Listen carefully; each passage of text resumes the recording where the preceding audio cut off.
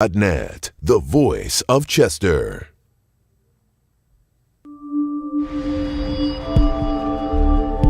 CMPRadio.net. It's the station. CMPRadio.net. It's the station. Listen, man, let's cultivate together. Bring us all your show ideas. Content creators, we're looking for that. Videographers, we're looking for that. You can be a part of the next great big thing that takes place right here in Chester, Pennsylvania. Let's cultivate together, man.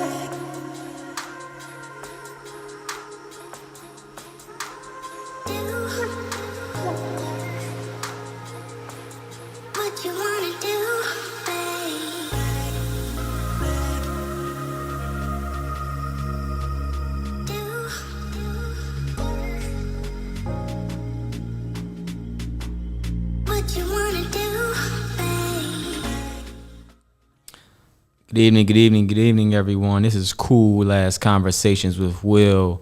We are here on this beautiful July 27th day for our second episode of Cool Ass Conversations with Will. Today, I want to be able to bring to you a lot more updated information on some of the things that we talked about in the last conversation, roughly about 2 weeks ago. As you know, we do this twice a month, every other Wednesday, usually on the second and the fourth Wednesday of every month. So I want to be able to provide some more updates, provide some city information that you may or may not have heard. And just again, as I mentioned before, I want to have this as an open platform from you all to be able to speak to me outside of city council, outside of my deputy mayor hat that I have here for the residents of the city of Chester. So the first thing I want to speak on before I get to the main reason why I want to invite a good amount of you here this evening. I do want to provide those city updates. And the first thing is last week, on last Wednesday, we invited the public to come out and to discuss with mayor and council and our consultants with the American Rescue Plan about how the city of Chester will choose to use those funds. As many of you know, the city received over $30 million in American Rescue Plan funds from the federal government. These funds are to be used for decreasing the health pandemic, trying to make individuals whole, such as offering rental and homeowners assistance as well, bringing back the workforce to the city of Chester. For many of you know that we had to lay off roughly 60% of our workforce here in the city of Chester. So we wanted to bring and engage the public, the community, about how the city of Chester should use those funds. And we got great feedback. One of the things that we know that we need to be more vigilant in is trying to have more of those open engagements and communications with the public.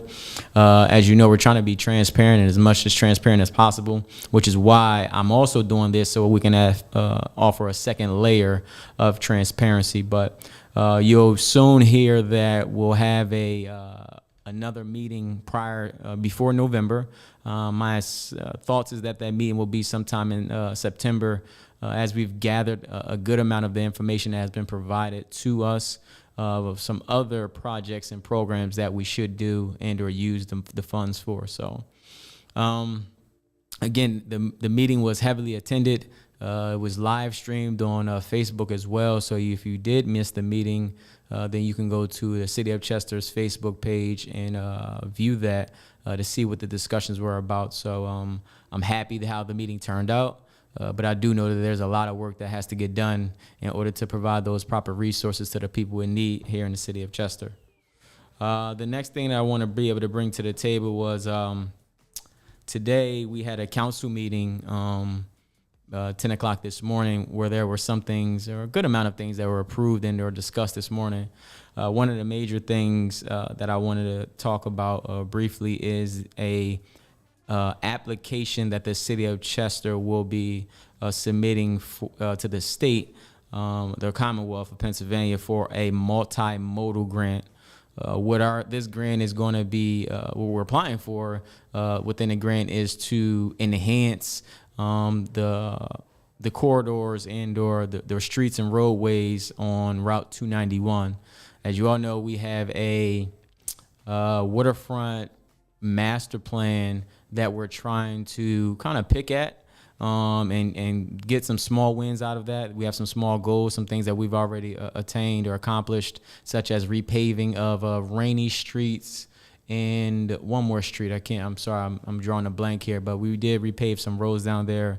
If we're able to get this $3 million grant with the multimodal grant, what we'll look to do is enhance the roadway so that we can slow down some of the traffic down on 291. Also, cutting back some of the trees on 291, making it a little bit more accessible for vehicles to turn out onto Route 291, and so that the pedestrians or the residents can walk across the street of 291 down to the waterfront, so that they can enjoy the waterfront views and lounge and walk the trails or whatever you deem necessary to for therapy for yourself. So those are some of the things that we're looking to do with that grant. Again, it's something that we're applying for. It's not solidified, but we will provide proper supportive documentation to the state to know that this is important for the city of Chester, for the residents, this is something that we need to get accomplished so that we can all enjoy the asset that we have, such as the beautiful waterfront. Comp plan. The city of Chester is updating its comprehensive plan. Most recently, the city of Chester did a comprehensive plan in 2012. Of course, we're in 2022.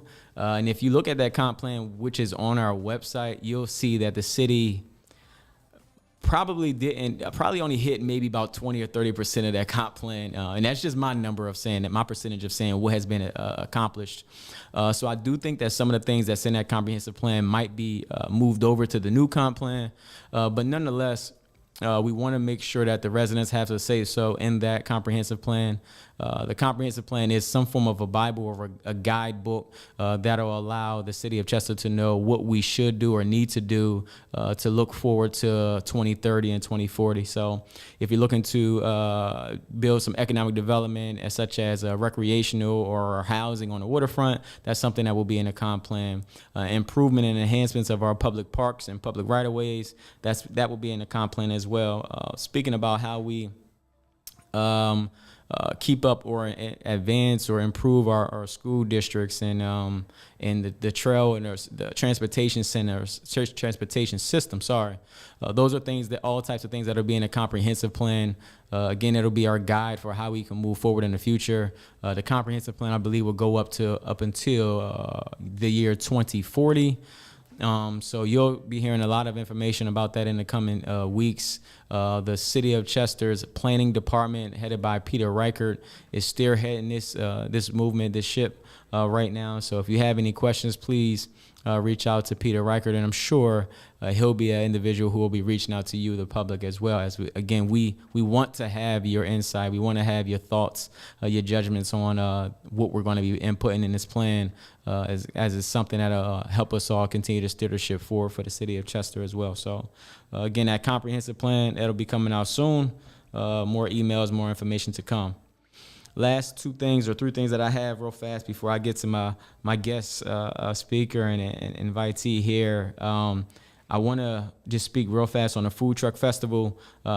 Thankful for everybody that has been coming out to show support for the Food Truck Festival over the last, month. We've had 2 thus far. The next one is August 12th, yes. If you're interested in being a vendor, whether you're a food truck or you sell some form of services, drinks or jewelry, face wash, all those types of things that you all know that you purchase and put in your cabinets or carry in your cars, I don't know. Please reach out to Amanda Johnson, who is the press secretary for the city of Chester, who has been able to spearhead a good amount of this with Mr. Ron Starr as well. So reach out to those individuals so that we can get you access or to be a vendor for the food truck festival. So again, the next one is August 12th. We've been having great responses and attendance from those food truck festivals events. I think I've even gained a few pounds from it. You probably can't see it, but nonetheless, it's been pretty well attended. So we're thankful for everybody that's been coming out to show that. Lastly, I said three things. So now I'm down to two now. Hirings. Again, I'm always big. The mayor and council is always big on trying to hire locally. We do have a few positions open in the city of Chester. The one position I believe is in the health department, licenses and inspections. I believe the position is called a permit service coordinator or manager, some sorts of that. Please apply if you feel like it fits the interest or the experience that we're looking for. Please apply. You can find that on the City of Chester's website at www.chestercity.com. I know we've been posting it on social media sites as well. So you or if you have a friend, relative, neighbor, whomever it is, an individual human being who think they may be interested in that position and whatever other positions that we have available, because I know there'll be one or two more that we'll be posting shortly. Please apply. Don't hesitate to apply. If you need any direction, please don't hesitate to reach out to me as well. And the last thing I wanted to speak on, I'm sorry, y'all, I keep going back to my phone. Oh, there was a question at the last episode that we had, and the question was pertaining to if the city of Chester would be posting or would be okay with posting, I believe it's a flyer and a survey from Delaware County about the broadband survey that is going on throughout the county. And the question or the answer is yes. The city has posted that in the past. I want to say we posted it roughly around March or April of this year on our social media platforms. I will say it hasn't been consistent, but we all know that it is something that is important for the city of Chester to have a voice when it comes to the broadband, how it can and or will affect us in the future. Like many of you know, during the pandemic, a lot of our children were not able to get access to the internet or hotspots and weren't able to take part in the learning in the schools, the things that they had to do on their tablets and their desktop computers, or even cell phones for that matter. If it's a single parent who only had one phone or one tablet, but they had multiple children. So we are partnering with the county to try to offer broadband to the city of Chester and our residents. Where that currently stands, I don't know, but I'll be able to provide more information in the coming weeks. But if there is information that's going to be helpful, resourceful, and provide any assistance to our residents, please don't hesitate to reach out to our press secretary so that we can vet it and make sure it's something that we are able to support and or able to post on our social media and our website. But this particular project or program or survey that has been asked about, that is something that the City of Chester will post on his website so that you all can take part in that survey and see what the outcome will be for the future for us all. With all of that said, I don't have no water, but nonetheless, I have a special guest here with me. I apologize for having this young lady sit here and wait with me as I preach to you all about other things. But I have a special guest with me. As I mentioned in my episodes, I wanted to be able to bring a resource to the people, talk about business savviness, entrepreneurship, and how just a devoted a black woman is being able to get to the bag and do things for her family and also for the community at large. It's a pleasure to be a friend and a colleague with this individual. Nonetheless, my man's walking in with, I'm not going to promote them, but my man's walking in with some water, which is appreciative. And it's good water too. Nonetheless, I want to introduce to you Miss Chantel Price. Miss Chantel, how are you today? I'm good. Will, thank you for having me. I feel like I'm not from Chester, but y'all adopted me the last 2 years, right? Definitely. As she's already mentioned, she said she's not from Chester, but she adopted us, or we adopted her the last 2 years. How did we adopt? Tell us about that, because for those individuals who do not know who you are or what you're engaged in, tell us how we became some form of a connected family over the last few years. So in 2020, If you guys are not familiar with the old Mason building on 9th Street, I'm currently the owner of Elevate Dance Studio and Elevations Event Center. Elevate Dance Studio, we tailor to kids ages 2.5 to 17. We have a traveling team, 10 times grand champions. This is our 15th year. We're originally from Philly, but the last 2 years we've been in Chester. Elevations Event Center, we have 2 different halls. Elevations Event Center is actually a live performance hall. So we have a full stage. We host a lot of live performances. We just hosted the boxing match. That was a big thing in Chester, sold out show. Shout out Frankie Lynn. Shout out Frankie, right? Shout out Frankie Lynn on your 32-second knockout, the epic knockout. But yeah, that's what I do in Chester. I'm also a full-time business consultant. I'm like a business fix-it. So I help you turn that hustle into an actual business. Help you turn that hustle into an actual business. What are some of the steps into turning that into an actual business? So I think most people, I would say most people, or some people know about these different acronyms, the LLCs, the S Corps, and the nonprofits. But if that's turning that hustle into that, like, what do you think is the next steps after you get the LLC? Because I think a lot of people over the last 2 or 3 years and knowing the different grants and things like that are out there, a lot of people wanted to make sure that they had something on paper. But I guess for me, a lot of people get these LLCs, but they don't know how to push the narrative and keep pushing forward. You can't just get the paper and just let it sit and not do anything with it. So what are some of the key things that you think are important for, I guess, an individual or a business to not only get the certifications and licenses and things like that they need, but to allow them to sustain the business and keep pushing their business model forward? Let's start with the whole hustle. Ideally, we think we have a business. When I first started, if the business can't run, if you go on vacation, then it's a hustle. It should be able to function without you being there at all. So what I do is, first thing people say, get your LLC. I wouldn't say that's the first thing you do. The first thing to do is plan out the actual company, create your business plan, and make sure that's the right business for you. I have plenty of clients that once we do their business plan, they'll be like, never mind, I want to do something else.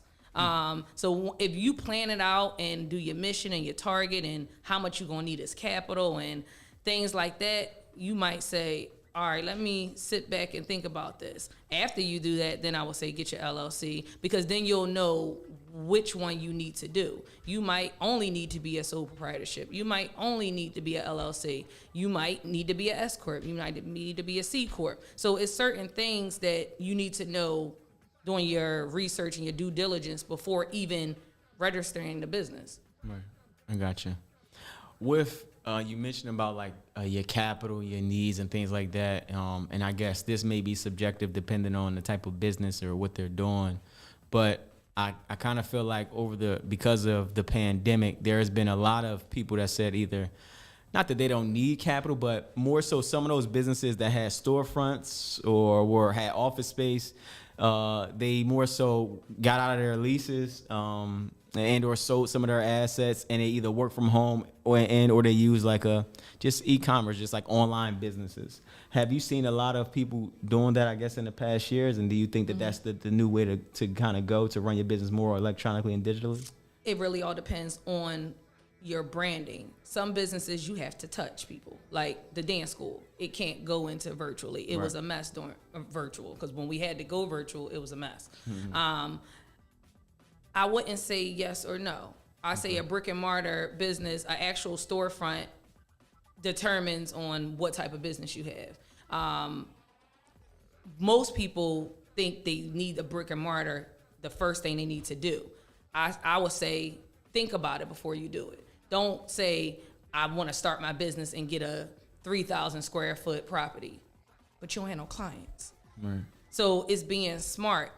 Start small and then keep going and going and going. But every business don't need a brick and mortar. I have an office, but I need an office because I need to meet with clients. Right. But some people do virtually. A lot of my friends don't have offices. A lot of their stuff is virtual, Zoom, online, things like that. But say if you a boutique, I mean, I wouldn't just have a boutique online. Right. I would actually have, even if I don't have a boutique, I would have a showroom where I do give my clients, you could book a hour slot, and I can, like, everybody likes to feel important. So if I could book an hour slot and come to your showroom and just try on clothes, it don't have to be a retail store. It could be a showroom too. If you don't feel like being, a lot of people don't feel like being at a business 11 to 7 either. Right, Ideally, an entrepreneur wanted to be an entrepreneur so they can free up their time. Right. So if you can try to kind of maneuver some things where you don't have to be there all day, then that's the ultimate goal, is freedom. And it's not just financial freedom, it's freedom to kind of do what you want whenever you want. Yeah, no, I feel that. Do you, so you wear many hats and or many businesses. I'm not exactly sure the proper way to term it, but it's a serial entrepreneur. I just don't ask me what I do. I'm just a serial entrepreneur. So I know some of your workshops, you do some of your, you had a few workshops. Can you just speak on some of the workshops that you've done and or had? So my first ever workshop was Be Your Own Boss. In that class, I taught you how to do your business plan. Right. I taught you how to save and get capital. I taught you how to actually qualify for business funding, getting your business credit. The next class I had was my Airbnb class, how you can make an extra $10,000 a month without even owning a property. The biggest thing is making money off of other people's stuff. Yeah. So I don't need a jet ski. I could just partner with somebody that has a jet ski, throw them some clients, and I get commission. Right. I don't need the jet ski because now I need the jet ski insurance. Now I need somebody to run it, and that. I'm with you. Yeah, it's less. The thing is working smarter, not harder. Right. If you can connect and partner with people, why do you actually need the actual anything? Like me, with my businesses in Miami, my yacht, I don't own a yacht, right, but I have 4 yachts. Now, do you want me to plug you in with that yacht? Right. That's, you can make money without owning it. And that's my biggest thing, working smarter, not harder. Yeah. Now, I got a good wealthy friend who I asked, I said, yeah, you know, I need to try to, I want a boat one day. He said, well, you don't need a boat. You need a friend with a boat. Exactly. No, it's the truth. You need a friend with a boat. Right. No, that's true. With the boat. You don't need no boat. Yeah, no, you're right. So you spoke about some of the workshops you did. What is, if you can say, I guess, one of the workshops that you may have did that might be good catered to this area? So you mentioned a yacht or in a boat or jet skis, which they nice, but we really ain't gonna see that up here unless we're in Miami or wherever the other location. So I know that you've done, like you said, your Airbnb. I think you've also done a Turo one or rental car. So how were they? Do you think that individuals can be and or would be, if they haven't, if you know, have been successful with that up here? Like, can you speak on that a little bit? So with Turo up here, I would say learning the market is important anywhere you go. Right. So up here, I wouldn't get a Ferrari or a G-Wagon or something like that, or a red convertible. That's not the market up here. We not touristy as much as the Atlanta, the Miamis, the Houstons. Mm-hmm. So cars that work good up here is Cherokees, Altimas, Hondas, maybe a Benz, maybe. You can make, and do your research. I had a client where they got a car note, but the car note was $650 for an Equinox. That's not smart. $650 for Equinox. Exactly. Why did you buy an Equinox for $650? An Equinox is only going to be $60 on Turo at the max, $60 a day. That's on average, rent 20 days, that's $1,200 a month. That's not a good profit margin. Right. So you got to be smart. The deal at the table, when you want to go get a car for Turo, the deal at the table is more important than anything. So you got to scale. All right, let me get this Altima. I'm going to run it for about $60 a day, $1,200 a month. Then I know my car note can't be more than what, about $300, something like that. Because the profit margin, it got to make sense. It got to make sense. But you could make on Turo 2 or 3 cars. You could make an extra $10,000, $7,000 minimum a month. And that's, you're right. And I'm sure even I have people that put their cars on Turo even when they go on vacation. Right. Now you're right. Why park it at the airport for $20 a day when it could just get rented out while you on vacation and then you get the car when you get back? Now you're right. And then Airbnbs, you gotta check your local laws, of course, but Airbnbs is highly effective up here. No, highly definitely effective, high. and then making it make sense. Have your Airbnb. I have a client that's about to make her Airbnb like a selfie place. I know exactly what you're talking about. I've seen that, or I've seen it and heard of it before. About to make it a selfie place. So of course your Airbnb is going to be rented because selfies is the new That's the thing, thing. and that's the That content. TikToks and all of that. Right. Yeah. If you definitely if you book the house for a day, you can get so much content. Like right here, you can get so much content right now. So it's just being smart with your investments. Anything you buy, it needs to make money. Don't just go buy a Range Rover. All right, put it on Turo. I'm sure a Range Rover is going to go for no less than $300 a day. Right. $300 a day times 20 days. Like that pays your car note and that pays your insurance. No, yeah, I've been. I just bought a new vehicle not too long ago, and I got more than one vehicle, but the one vehicle I'm like, it's nice, but I ain't gonna drive it every day. So Turo was, and I've been now, and obviously I have restrictions on it, such as I'm more so only renting out to not too many locals, more so individuals traveling to the cities, like for airport, 30th Street Station, Right. things like that. But yeah, I mean that's the restrictions that I have on there. But you're right, trying to find ways to help out with that monthly type of payment, and or bringing residual money into your pocket. I have never paid a car note probably in like the last 9 months. Yeah. So have other people pay for your stuff. For sure. And just think everything you buy is an investment. Don't buy any high ticket item unless it can make you money at the end of the day. Yeah. Otherwise, don't buy it. Yeah. Don't buy it. Yeah, and I think I'm glad that this is an era that individuals like yourself and whomever else are kind of thinking outside of the box and or finding ways so now that we can be able to generate money and or kind of save money or put money into other places because we're allowing our money to work for us. It's unfortunate. I'm gonna just kind of talk down to my mom and pop right now, but I think that individuals in that era, unfortunately, they worked hard, worked their tails off, but they're more like blue collar workers, working at 9 to 5, and they wasn't able to provide a lot of that information on things that you can do to be a bit more business savvy or to get more money into your pocket. So and we're speaking like that generation, they weren't taught that either. We right. see a lot more. We are privileged to a lot more information. Yeah. So if they had this information, they probably would have actually ran with it, like with business credit. People been running with business credit for years. We just wasn't privileged to the information. Yeah. Now we privileged to the information. Now we walking around with business credit, A1 credit. But now what are they doing? They changing the rules. They changing the rules because we are getting the information. So once we get the information, we the tapping rules in. start to change. Yeah. There's a lot of different stuff that I'm grateful that we are getting because you can't live off one stream of income. You can't. And they couldn't Not back in the today's day day and neither. age. No, they Yeah. couldn't back in the day. They was making it work. Right.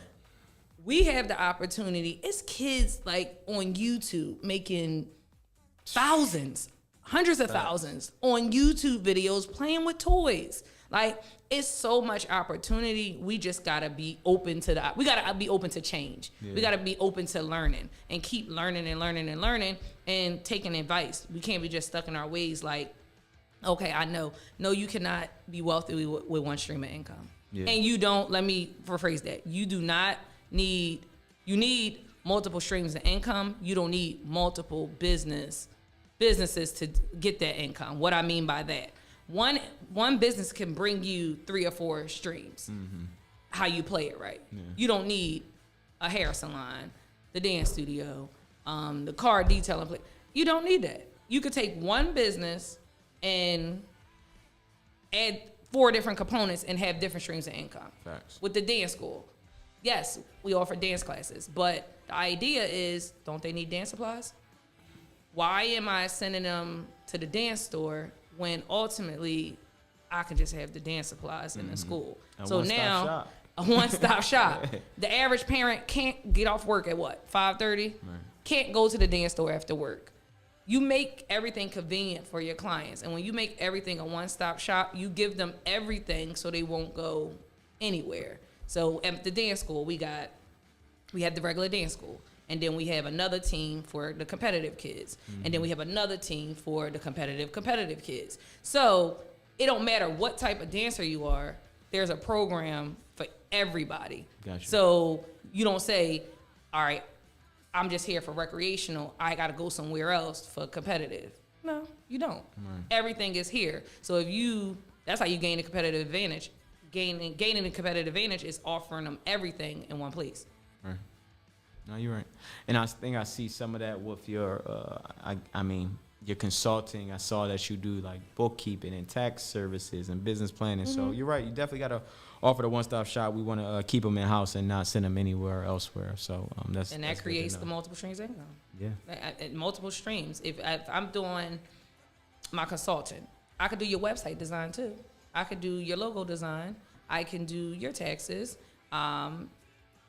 Yes, I'm better than LegalZoom. So if you want to go to LegalZoom, go to LegalZoom. But I'm much better than LegalZoom. And she looked like us, so and we know exactly, know directly exactly, who we're working with. Exactly. So it's good to keep it in house like that. So, I know you have a few. Well, you have a few events coming up. Can you mind speaking on those? I think they're this weekend, maybe. Yes. So I have my event called Elevation Requires Separation. Everyone kept asking me, as some people, most people know that I actually I have businesses in Miami, so I'm moving to Miami full time, and everybody's asking me like, "What are you doing for your last day?" I'm like, I want to have a workshop. Right. And bringing in small businesses to showcase their items, and then I'll speak at that. That's what I want to do my last day. If it's my last day here, I want to actually give back to the community. I always tell people, you can't make money in a community and not give back to it. For sure. It don't make any sense. So for me, this workshop is going to be a good workshop. It's a pop-up shop. We have vendors. We have Tracy Allen. She just launched, she's a Tresta resident.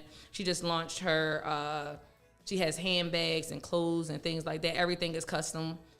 She has that she's launching, and I'll be speaking on the topic of elevation requires separation. Elevation requires separation. That's for sure.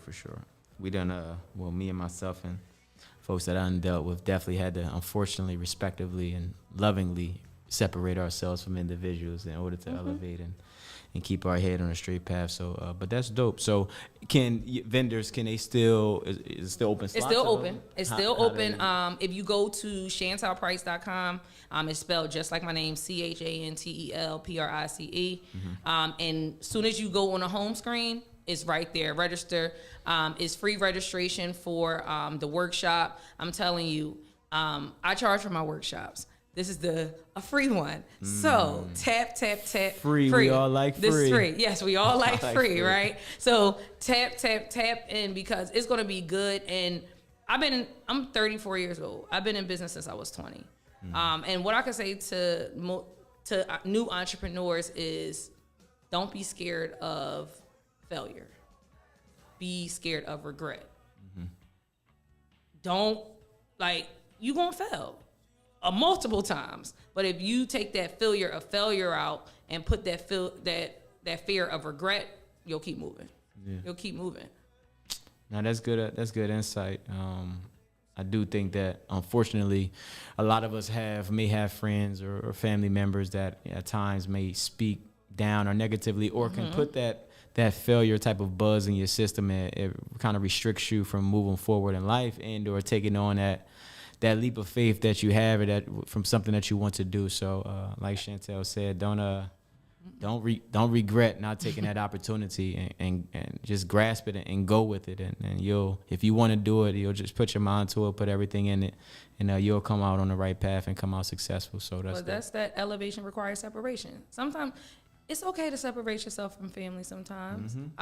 Toxic is toxic, and whoever don't believe in you is ultimately your life. you got to do you 24/7. And that's the main thing I tell entrepreneurs. People don't understand your vision. Yeah.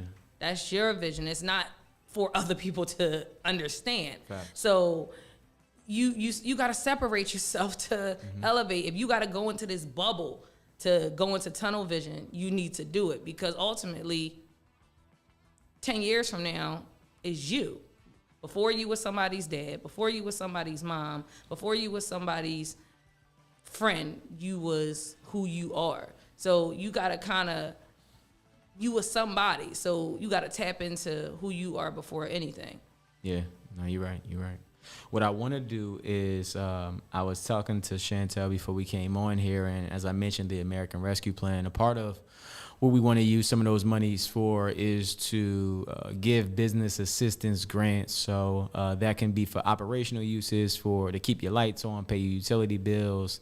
We want to talk or find out how we can support businesses in the e-commerce type of in the world, taking their business more, I guess, digitally or to the computer phases of things.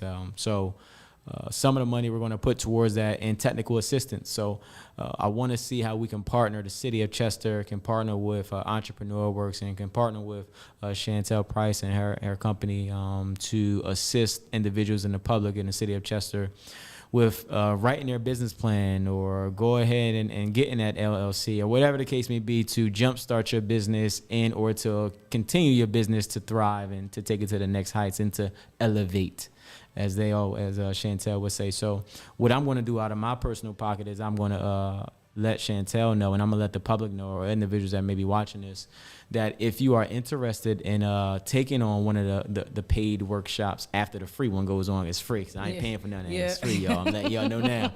Take advantage of the free workshop on July 31st. Yes, Sunday. The pop-up shop is at 2, and then I'll be speaking at 3:30. There we go. But after that, if there's any type of workshop that Chantel is having that has an interest of you, I want individuals that's looking at this to email me at cool-conversationswithwill@gmail.com to tell me of their interest, tell me what their business is, what they're trying to do, and I'll make sure that I pay for you to either take on that workshop and or pay for Chantel Price and her team to get you jump started with the paperwork, documentation, whatever is necessary. What I will say is, I don't know the prices, but I'll have a cap on it for sure. But I'm here to help somebody kind of take that next step and jump the broom and do what they need to do to kind of feel fulfilled within them, their self, and hopefully be able to take their family or their business to the next level. So again, you can email me at cool-conversationswithwill@gmail.com and tell me of your business plan or your wishes, and I'll make sure to be able to try to connect you and or pay for the services that we need. Let's make it a contest. We got to find out how we're going to do it. We definitely make it a contest. Make it a contest, like a mini Shark Tank type of thing. A mini Shark Tank. So we gonna gear it up. Yeah, make it a contest. They gonna write up whatever they got to do, and we gonna sit down. We gonna look at them. No, they could pitch it. They gonna pitch it. They could pitch it. We gonna pitch it right here on CMP Radio. They could pitch it. I would say pitch it, and then if you got a good mouthpiece, then you deserve the whole business startup. Works. Yeah. Right. So I feel like people appreciate stuff when they do it for themselves, not where somebody's like giving them something. It's like you appreciate it a little more if you did some of the work before. Gotcha. And then if you come with a little plan, we could take it, we could build it up. I think we should do like that contest. You heard it here. We're going to Shark Tank it out with Chantel Price and whomever is going to be able to provide that information to us. So it's going to be cool-conversationswithwill at gmail.com. And Chantel, I really appreciate you coming up here. Thank you. Again, July 31st is going to be the pop-up shop at Elevations. There's at the Masonic on 9th Street. 9th Street, 51 East 9th Street. We're right across the street from, what's that, Dollar General? Dollar That's Family General Dollar. and AutoZone. AutoZone. Yeah, We're right there. There the you biggest go. building on the corner. The biggest building on the corner. It's free, y'all. Again, we all like free, so go get that free wealth of knowledge. I always say every day, no matter where you are, who you with, or what you're trying to do, be a sponge. be a sponge. Sponges soak up water, and you be a sponge and soak up that knowledge and education that's been provided to you. It can potentially be able to take you to the next level, but you got to put the foot forward and effort forth as well to take that next step. So, Chantel, again, I thank you for what you've done here in the city of Chester in a short period of time. I know you still got some work to do, but the vibes that has been brought down to the Avenue of the States with Elevations, the dance team, and with the events that has been held there. Again, I'm going to shout out the 32-second Knockout King. But it's been phenomenal knowing you, and not that you're going anywhere, but you've been around for some time and you've done some great things here. So, again, thank you. I'm going to make sure I show up and show my face on July 31st. And we're going to keep in contact so we can do this Shark Tank thing. All right. Thank you. I appreciate you having me. July 31st, 2 o'clock, the pop-up shop, 2:30, I'm speaking. And we're going to get our junior Shark Tank together. For sure.